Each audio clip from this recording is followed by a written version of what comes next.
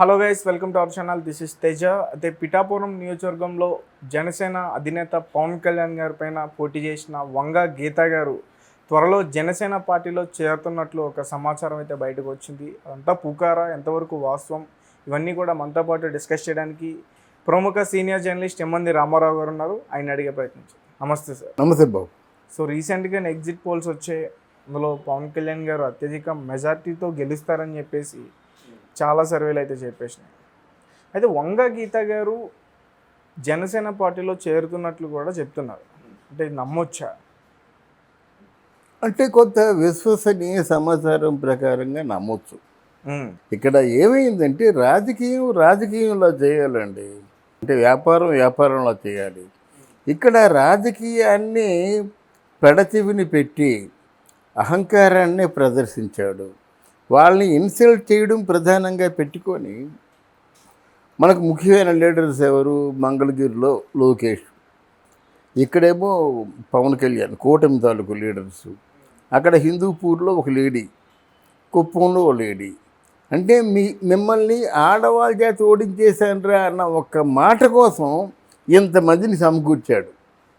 చూసుకోండి, నలుగురు ప్రముఖ నాయకులు ముందు ఉన్న వాళ్ళందరూ లేడీసే.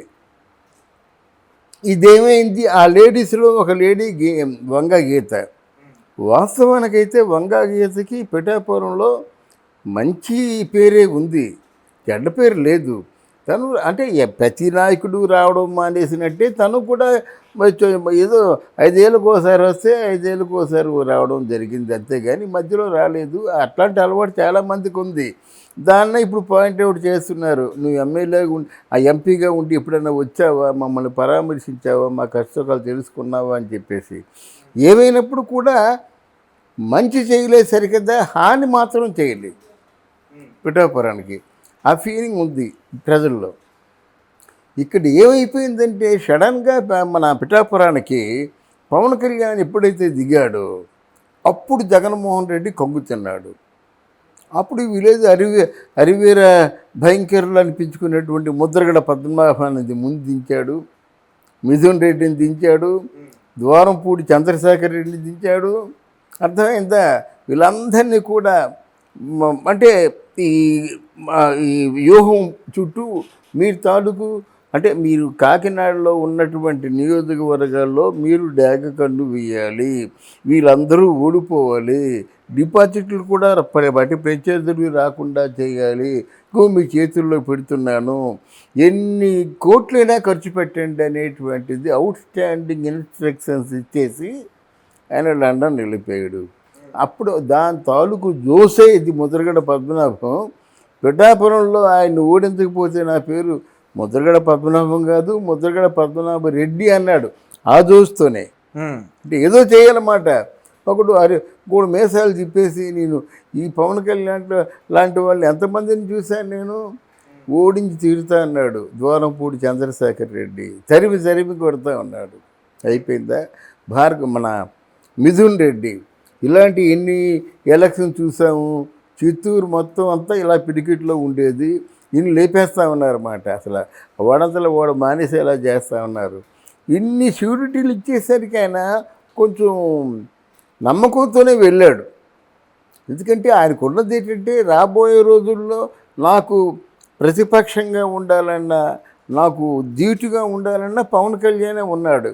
వాడిని ఈసారి కానీ ఓడించేసినట్టయితే ఆయన పార్టీ క్లోజ్ చేసేసి దుకాణం సర్దేసుకొని వెళ్ళిపోతాడు. కనుక మీరు ఎన్ని వేరైనా ఖర్చు పెట్టంటారు బాబు, అక్కడ మాత్రం పవన్ కళ్యాణ్ గెలవకూడదు అని చెప్పాడు మాట. దాంతో ఇక్కడికి ఏమైపోయిందంటే, కరవమంటే కప్ప కోపం, విడవమంటే పాము కోపం లాగా ఇటు జనసేన అంటే పవన్ కళ్యాణ్కి చెప్పలేకపోయింది, అక్కడ జగన్మోహన్ రెడ్డికి చెప్పలేకపోయింది. నిజానికి తాను అర్హురాలు కాదు పిఠాపురంలో అనే విషయం వంగ గీతకి చాలా బాగా తెలుసు. అయినప్పుడు కూడా వాళ్ళు సొంత కుటుంబ సభ్యుల్లో చూస్తారు చిరంజీవి గారు ఈ వంగ గీతని. అట్లాంటి ఫీలింగ్ ఉంది కనుక తను మధ్యస్థంగా నలిగిపోయింది మాట.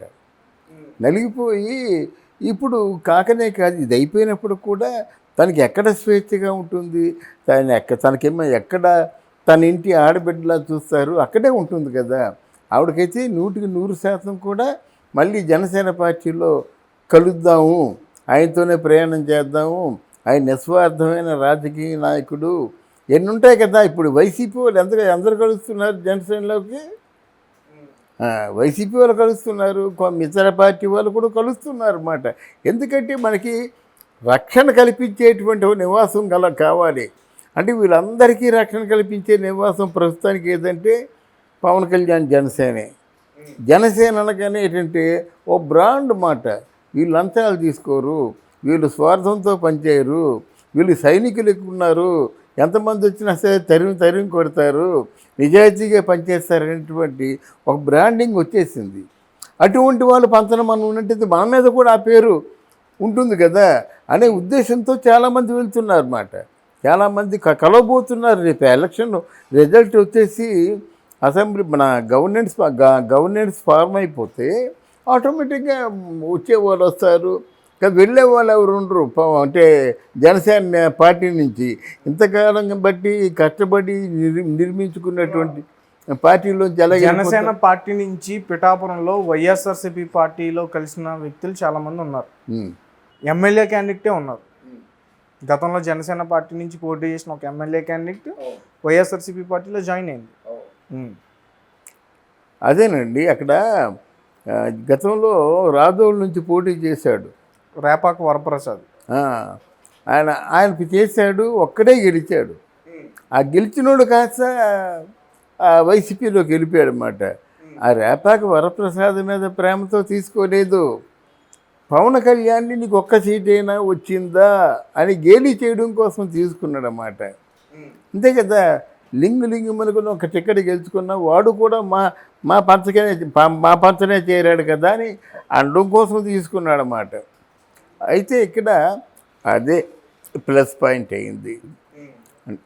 అంటే ద డే 1 పార్టీ స్టార్టింగ్ నుంచి మొన్న ఎలక్షన్స్ జరిగినంత వరకు కూడా ఎంతమంది విమర్శించినా, ఎన్ని రకాలుగా విమర్శించినా, తన కుటుంబ సభ్యులు కూడా విమర్శించినా మొక్కవోని విశ్వాసంతో ధైర్యంగా నిలబడ్డాడు. చూసారా?